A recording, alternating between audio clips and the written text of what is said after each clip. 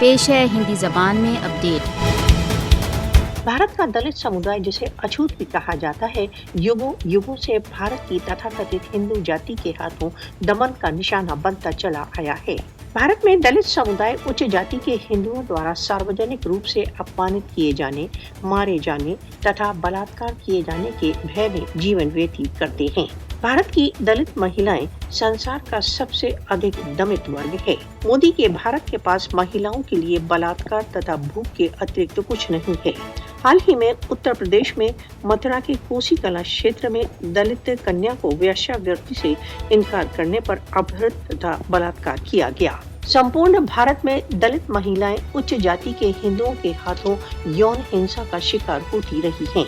दलित महिलाओं का बहुधा बलात्कार किया जाता है क्योंकि उच्च जाति के हिंदुओं का विचार है कि उन्हें इनके बलात्कार का अधिकार है। उच्च जाति के द्वारा बलात्कार के पश्चात दलित महिलाओं पर केस को वापस लेने के लिए धमकियों का सामना होता है।